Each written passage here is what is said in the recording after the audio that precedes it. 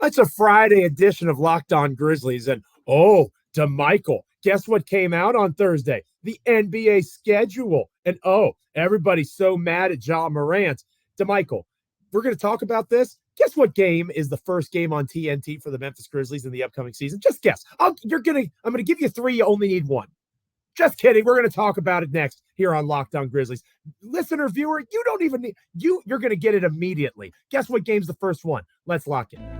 You are Locked On Grizzlies, your daily Memphis Grizzlies podcast, part of the Locked On Podcast Network.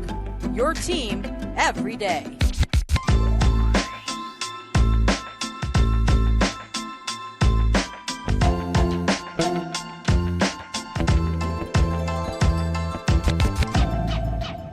It's game 26. I'm going to kill the lead. I'm breaking all the rules here, Damichael, on this Friday edition of Locked On Grizzlies. Let it out. It is game 26. Let's go. You hypocrite NBA schedulers. I'm breathing. It's all good. They couldn't help themselves, Joe. They need John. They need him. You nailed it. Welcome to a Friday edition of Locked On Grizzlies. I am Joe Mullinax, and I can assure you that I need my co-host Damichael Cole to have a steady hand for an episode of Locked On Grizzlies. Imagine if this was a solo Joe episode talking about this schedule. It would have been off the rails for sure, but thankfully it is not. Dear listener, dear viewer, you've got myself as well as Damichael Cole of the Commercial Appeal there in Memphis, Tennessee, talking all things Memphis Grizzlies and in particular the regular season schedule on this edition of the podcast. We are free and available wherever you get your podcasts. As proud members of the Locked On Podcast Network, your team each and every day. Make sure you're checking us out, again, wherever you get podcasts, as well as on YouTube. Like, comment, rate, review, subscribe, all those things. The schedule has been dropped. The last time we were together, we talked about the in-season tournament. Now, this is the overall regular season schedule. And, we'll talk more later in the show about the Ja Morant effect. But I really do just find it amusing, Damichael, that the NBA, we're going to be mad at you. We're going to punish you. And we're going to do the things that we think are necessary to make a point that your behavior is not acceptable. But you better believe the literal second that you are eligible to be back. One game. Literally perfect symmetry, game 26 on TNT. And the Grizzlies have one game on ESPN before Ja returns. And they have a couple on NBA TV, but I don't count NBA TV. That doesn't really count. They can say it's a national game. It's not, right? It's not a national game, at least in my opinion. So they have one national game, ESPN, and then lo and behold, we'll talk more about it later on the show, the national TV games start rolling in for the Memphis Grizzlies. But again, we'll save the Ja Morant stuff for the end, dear listener, dear viewer. Hopefully you'll stick with us for the entire program here on this Friday. Let's start, Damichael, with just overall thoughts on the regular season schedule. Again, we'll talk about major stretches later on in the show, opportunities for Memphis to go on a run in terms of a swing opportunity. Things could go south potentially for them if they don't do what they're supposed to do in some stretches, I think. But just overall thoughts looking at the schedule. Sometimes you think a game is going to be a win that's going to be a loss and vice versa. It always works out that way. But just general takeaways from the 82-game slate, or I guess technically 80-game slate right now. They'll add 2 games later for the Grizzlies looking at their 2023-2024 campaign. Well, of course, Joe, there's the obvious stuff that everyone wanted to see. You wanted to see the Ja Morant potential return game. You wanted to see when Dylan Brooks, when Tyus Jones will return to Memphis, when the Grizzlies will play those guys for the first time. We saw all of that. But I wanted to see kind of the schedule within the schedule. You know what I'm saying? The first 25 games of the season, you remember we talked about it a couple days ago. We were saying, will it be the Magic twice? Will you get games against the Charlotte Hornets? Will you get games, against the Spurs pretty much in that stretch? Mm-hmm. Or will it be a grueling stretch? And I think what we got, Joe, is by my math, at least 20 of the first 25 games will be against Western Conference foes. Mm. Doesn't take a wise man. Doesn't even take a wise man to let you know that the Western Conference is much deeper than the Eastern Conference right now. So It's going to be tough. And the reason I said at least 20 of 25 games because the Grizzlies have the 2 open dates. We talked about it in the last episode about the in-season tournament. If the Grizzlies advance in the in-season tournament, those 2 games will be in the knockout round and whatnot. But if they do not advance out of the group stage, those 2 games will be against 2 other teams that do not advance out of the group stage. So you got those 2 open spots. So, but at least 20 of 25 games, multiple games against the Suns, 3 games against the Mavs, who we don't know if they're going to be good or not, but we know they got Kyrie and Luka for a full offseason now. Like, I'm not dumb. Like, that's 2 of the best scorers in the league. Let's just keep it real. For me, it wasn't even just that. It was like, okay, they got 3 Eastern Conference games, right? One of them is at Washington against Tyus Jones and the Wizards. Mm-hmm. And that doesn't move me too much. The other 2 Eastern Conference games, Boston Celtics, granted in Memphis, but you get the Boston Celtics and you get the Miami Heat. So not only are you playing most of the Western Conference, the Suns, the Lakers, the Clippers, 2 games against the Suns, 3 games against the Mavs, all in this stretch. Not only that, Joe, but you also get the 2 teams that were in the Eastern Conference Finals. How does this matter? It's not just about the strength of the schedule. Think about the Mavericks, for example. If the Grizzlies and Mavericks are somewhere close in the Western Conference standings towards the end of the season, the Mavericks will say, guess what? We had 3 games. We played the Grizzlies without Ja Morant. The Grizzlies with Ja Morant will only get to see the Mavericks 1 time in the regular season despite playing 4 times. I want to see how this early 25-game stretch could potentially play into the Western Conference standings. I think that's pretty significant. Obviously, the Grizzlies being without their best player for such a large chunk of the upcoming campaign is pretty important. I'm with you on that main takeaway. The first thing I look at when I'm looking for the schedule, because I'm selfish. I live in Richmond, Virginia, in the Richmond, Virginia area, about an hour and a half south of Washington, D.C. The Grizzlies are in Washington, D.C. for their visit to the Wizards early, October 28th, the 3rd game of the season, and it's a Saturday night partner. I think I might have to brush off the old media pass for that one. I might have to apply to cover on behalf of Bluff City Media and Locked On Grizzlies, do a little media action for that Saturday night game. Be like you. If now that I know you're going for that game, I got good incentive to go now that Joe Mullinax. I mean, if Tyus Jones wasn't enough, now Joe Mullinax may be at the game. Tyus Jones plus Joe Mullinax equals Damichael Cole coming to Washington, D.C. We can do an in-person edition of Locked On Grizzlies. That would be a lot of fun. So I think that's the first thing I look at. Like I said, I'm selfish and I like to see if I'm able to go to that game. And this year I am. And I plan on telling my wife that I'm gonna make that a priority that weekend. Another thing that I like to look at, and we'll talk about those long stretches here in a little bit, not just long times at home or long times on the road, the longest road trip, the longest homestand, but also just like stretches of difficult games, right? Like times where the team is playing just a bunch of really good teams in a row. And obviously you can couple that with maybe a stretch where it's not quite as difficult, right? So for example, in late January, early February, the Grizzlies have a stretch where they are playing Sacramento, Cleveland, Golden State, Boston, and New York. 5 games in a row against 5 teams that in a variety of ways could make an argument that they're among the top 10 teams in the NBA, right? So that is extremely difficult. On the flip side, later on in March, again, Ja will be back for all these games. They have Atlanta, Oklahoma City, Washington in Memphis, Charlotte in Memphis, Oklahoma City in Memphis. So those are 5 games that, theoretically speaking, should be easier for the Grizzlies. You could argue that Oklahoma City is the best of all the teams that they'll play, and I think OKC will be improved. But you get my point. Like, it's not like you're playing LeBron James, then Kevin Durant, then Steph Curry, like you might be in other stretches in this schedule. So I am interested in seeing how these long stretches of games matter. That, again, the one I just mentioned with the OKC games, that could be an opportunity for winning 5 in a row. On the flip side, the tough schedule before that, maybe they go on a little bit of a lull all of it after Ja Morant returns, as Damichael alluded to. Lots of interesting pieces to break down from this regular season schedule that we're going to continue to take a look at next here on Locked On Grizzlies. But first, this episode of Locked On Grizzlies is brought to you by FanDuel Sportsbook. Football season is about to kick off, and FanDuel is giving you, yes, you, dear listener, dear viewer, the chance to win all season long, because right now, when you bet on a Super Bowl winner, you can get bonus bets every time that they win in the regular season. Just pick any team to win the Super Bowl. Maybe it's the Tennessee Titans. Maybe it's my Washington Commanders.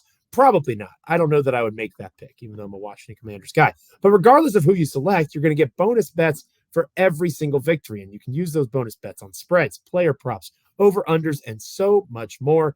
Visit FanDuel.com/lockedon and start earning bonus bets with America's #1 sportsbook. That's FanDuel.com/lockedon. When we come back, Damichael and I will take a closer look at some big stretches coming up for the Memphis Grizzlies now that the regular season schedule is official. We'll talk about that next on this episode of Locked On Grizzlies. Stick around. Welcome back to Locked On Grizzlies. I am Joe Mullinax of Bluff City Media, also of SB Nation from time to time as a contributor. My partner, Damichael Cole, the Commercial Appeals Memphis Grizzlies beat writer there in Memphis, Tennessee, along for the ride. As you know, like I said, I'm being very patient, Damichael, not yelling about Ja Morant yet. I'm making we're almost to that audience. We're almost to that point because I want you to let it out. Tangent. Oh, I feel like, in the movie Inside Out on Disney, the Pixar movie, anger. I feel like that. I said that. That's you. You did. Yeah, you did say that. That's true. You're exactly right. And that's exactly how I feel. But again, that's the main event. We're still building up the card here. And we're talking about the schedule release. And I want to shout out Rob Fisher, who I know you know fairly well through the work that you do over the Commercial Appeal. He's the Grizzlies sideline reporter. He does a phenomenal job every year breaking down the Grizzlies schedule. And I also want to shout out Bluff City Media, the media group that I work with, not just because I think they're great. I love the Anthony Sane Show and all these other great things that they do. But I also really want to shout them out because they did a really good graphic on the schedule themselves. This is my busy time of the year, so I'm not exactly sure who made the graphic, but kudos to whoever did it. You deserve it. Between Bluff City Media and at BCM Grizzlies is where you can find it, and Rob Fisher. And let me make sure I give Rob the correct kudos for his Twitter handle at the Fish Nation, FISH Nation. Check out their Twitter accounts because there's really good breakdowns in terms of the schedule. And I'm looking at Rob Fisher's right now. He agreed with me in terms of the tough stretch that I mentioned earlier in the show, the Sacramento, Cleveland, Golden State, Boston, New York. He included Indiana in that because it was a back-to-back. So you've got a lot of games against a lot of good teams, and Indiana will probably be a little bit improved, but he was focused on the back-to-back aspect.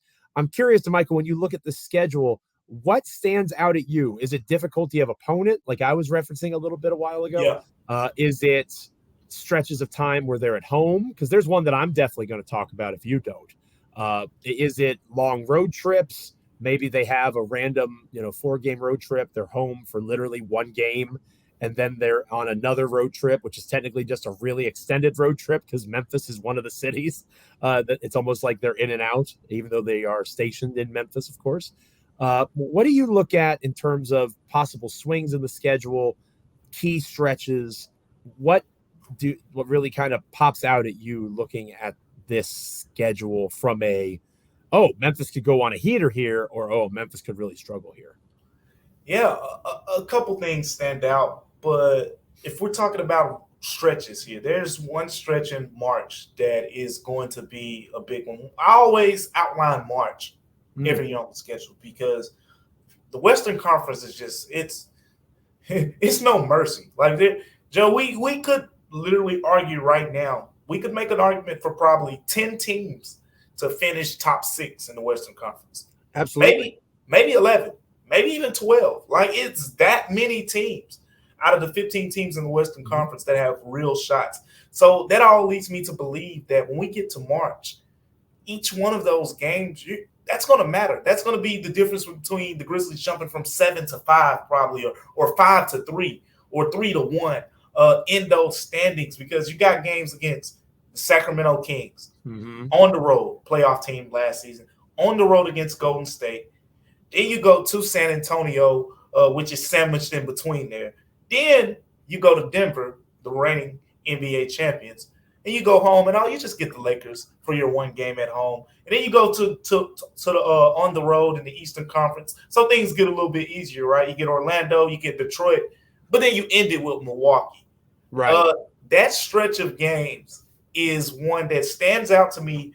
The last 3 games will probably lighten up a little bit, but still they're road games. So you can't overlook either of those opponents. But it's really that 4-game stretch on the road and then coming back home against the Lakers. So I can almost be willing to bet right now that stretch is going to have a huge implications on playoff standings, whether it's the Grizzlies solidifying themselves at the top of the standings, or it's themselves trying to work their way up to the top of the standings, or it's their way trying to work themselves out of the play-in into the top 6. Whatever the case may be, before they get to that stretch will have heavy implications. Again, Sacramento, Golden State, San Antonio, Denver, Lakers at home, and then you go on the road, Orlando, Detroit, ended with Milwaukee on the road against Giannis and the Bucks. I think that's a big stretch. You could easily argue that's the most important stretch of the season. I think that's a very easy point to make, and I'm not saying that you're wrong for making it. I think you're exactly right. The one positive from those games is none of them are a back-to-back. That is the one positive. So you're looking at, playing a bunch of good teams, traveling a ton, but at least you're not doing the Houston to Memphis back-to-back or the San Antonio to Memphis back-to-back, which doesn't sound that bad, but you play a game in San Antonio and then the next night you're in Memphis playing the exact same team. Takes a toll. Yeah, and the NBA is doing more of those. They're not doing as many of those. And usually when they're back-to-backs like that, it's home and home. Like Memphis will play Portland twice in a row, March 1st and March 2nd, for example. The stretch that I'm going to point out, and I just think this is amazing, and I am genuinely stunned that this is you pay more attention to these things than me. Maybe I've seen this before. Here is the month of February, basically, starting with February 8th. They play a few games before that, 5 games before February 8th, or 4 games, excuse me. On February 8th, they play the Chicago Bulls. Then on the 10th, they are at Charlotte. Once they are done being at Charlotte, they play 7 of their next 8 games at home. And never mind, Damichael, the fact that as part of that stretch, it's the All-Star game. So there's a back-to-back in there. They play Houston on the 14th, Valentine's Day, and then Milwaukee the 15th. But from February 8th through March 2nd, they are going to be on the road twice at Charlotte and at Minnesota. That's almost an entire month at home, at least 3 weeks at home. And if you are realistic about all-star possibilities, Jaren Jackson Jr. likely will be an all-star. I think that's a fair bet to make with Ja Morant out. Maybe Desmond Bane. That would be cool. But I think Jaren, with one spot is the most logical result. Aside from Jaren, that gives those guys almost 3 weeks at home. You travel some with the team, not as much as the team does, obviously. How much will that matter? The fact that between the All-Star break and a 7 of 8 at home stretch there, like I mentioned, 8 of 10 basically at home, how important will that be to get them ready for the stretch run? That's a put your foot down stretch right there. Yeah, that's the stretch. I mean, I saw it too. I saw that on the schedule as well, and it stood out to me automatically. That's where you say we got to go on a win streak here, because before that run that you just mentioned, there's one of those late January road trips, just like they had this past season. If you remember the late January road trip this past season, it wasn't pretty. 0-5. The Grizzlies came out of their winless, but when February got here this year, this upcoming season, when February gets here, the Grizzlies will have a chance to turn a new leaf. You outlined the home games, but it's not just the games. I mean, it's Chicago. They might be all right. Charlotte on the road, but that should be a win. You get New Orleans at home. You get Houston at home. You get Milwaukee at home. You get the Clippers at home. You get the Brooklyn at home. And then after Minnesota, going into the beginning of March, you get 2 games, as you already mentioned, you get 2 games against Portland. That's a stretch where you talk about the standings implications. That's a stretch where you create space. As we've seen over the past couple of years, the Grizzlies have been really good at doing that, where they clear-cut number 2 seed for the past 2 seasons. But this is one of those stretches where you really create some space. Again, credit to Rob Fisher. The best month in terms of his view of the schedule is February for a lot of the reasons that we just outlined. He says that the worst month is December. Neither of us really talk too much about December. Obviously, Ja returns December 19th. Everybody assumes at that New Orleans game on TNT. We're about to talk about that. It's a tough slate. But yeah, not 9 of 13 on the road, 3 back-to-backs. They're all road and road back-to-backs. And again, this is from at the Fish Nation. 4-game trip in there, and obviously the in-season tourney. I was very ignorant American, apparently, according to those in the comments on YouTube, which thank you for commenting, by the way. Even if you want to insult me, if it makes you feel good, I thank you for commenting. It's appreciated. It's fun to interact with you guys there on YouTube. So December's his toughest. February is his easiest. We'll obviously have more to chew on with this schedule as the offseason grinds forth. But Damichael, here we go. The main event has arrived.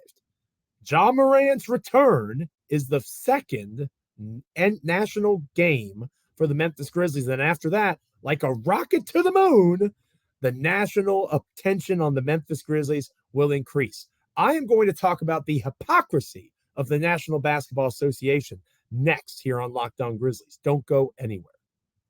Welcome back to Locked On Grizzlies. I am Joe Mullinax of Bluff City Media, of SB Nation as a contributor, and of course, most importantly right now to you, dear listener, dear viewer, of Locked On Grizzlies. My partner, my co-host, Damichael Cole of the Commercial Appeal there in Memphis, Tennessee, is along for the ride with me. We just confirmed our first mandate, it sounds like, earlier in the show in Washington, D.C. in late October. I'm looking forward to that, Damichael. But even the joy that meeting you in person will bring cannot calm me on this edition of the show from the ridiculousness that is the National Basketball Association. Because darn it, Ja Morant, you are giving us a bad look.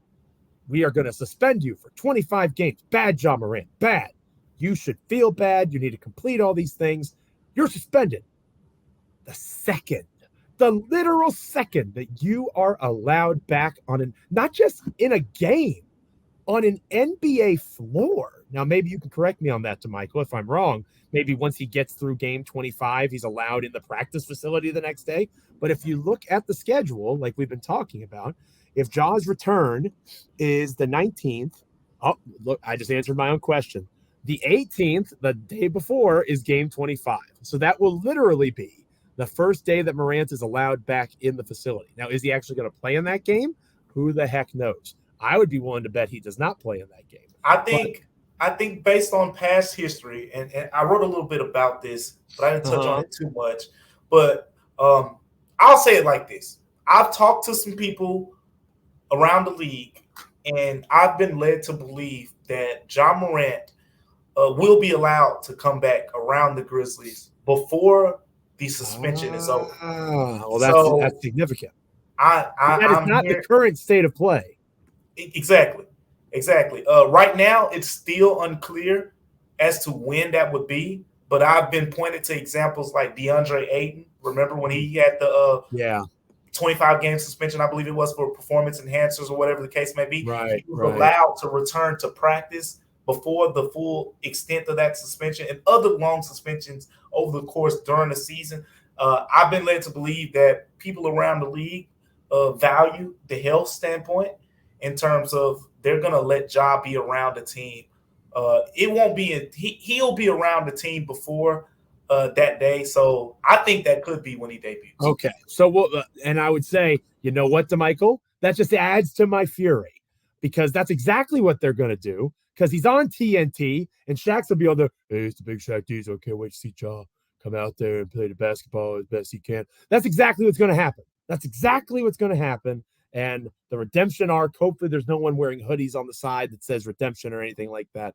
It's just going to be Ja Morant playing basketball live on TNT. And my frustration with this, Damichael, is if you're going to punish, if you're going to discipline, if you're going to, however you want to spin it, the fact that it's just so clear that they still see him as a moneymaker, right? He is very clearly a meal ticket for the NBA moving forward, still viewed as a very key star. And the NBA is a business. I get that. I'm not that ignorant. I understand that they're in a position to try to make money, and Ja Morant is going to make the NBA money. But come on. Like, Jaren Jackson Jr. is one of the better players, two-way style in the NBA. Desmond Bane is a terrific story. One national game out of 25, and then all of a sudden at game 26, the national profile of the Grizzlies grows. You can tell me I'm overreacting, and I'm prone to that. I'm not going to say that I'm perfect in that regard, but I just think that's just so ridiculous that if you are going to say, Ja, the NBA can carry on without you, maybe you shouldn't make game 26 the first time that they're on TNT. It's mixed signals. It's mixed signals for me, Damichael. So it's capitalism. It's the NBA. It's all about, this. It's all about the money. You shouldn't be surprised. They act like, oh, you're suspended. What a terrible view of the NBA. I'm giving Adam Silver a lot more testosterone and bass in his voice than he's got. And I agree. But here's the thing. I just got the feeling that 26, it would be funny if it was the 26th game. I said maybe the 27th game. They're going to try to be slick with it, maybe. But no. At least 27 would be a little more slick, like you just said. Yeah. But it wasn't even just that. It's the fact that you have one national – I'm not counting NBA TV games. You have one nationally televised game before Ja Morant's return. Early December, I think it is, against the Mavs on ESPN. After he gets back, potentially, you're talking about 12. The Grizzlies have 13. I think that ranks 11th in NBA. Right. But if you start at that point of the season, I'm pretty sure that's got to be somewhere in the top 10 at least. I mean, there's clearly a Ja Morant effect here. And getting back to your point with the hypocrisy of the league, I will say this, though. If it's Adam Silver, I don't know how much say so he has in the scheduling side of things. But Adam Silver's always struck me as someone who is very remorseful towards Ja, from the standpoint of he doesn't want this situation to end, Ja. He's not giving me the David Stern, like, you got one more strike, type energy. It seems like he's more like, man, I really want to help this guy, but this isn't good for the league. That seems like that's the energy that I'm getting from Adam Silver in this situation. So them putting him on national TV first game back against the Pelicans, against a team that the Grizzlies have a lot of history with, it makes sense to me. And quite frankly, I think that might be one of the Grizzlies' most viewed games of the season. Of course it's going to be one of the most viewed games of the season. Again, I want to stress, I agree with everything you just said, partner. It just doesn't outrage you. It outrages me. Like, it's just so crazy to me that you, again, Adam Silver, in my opinion, is one of the most overrated commissioners in the history of professional sports. Oh, you're coming out hot now. You're coming out hot. I told our listeners and viewers to stick around. I got a hot take. And this is an example of that for me. That I think it's he has a business that he's running. He is the employee, basically, of the 30 NBA governors or owners, whatever you want to call them.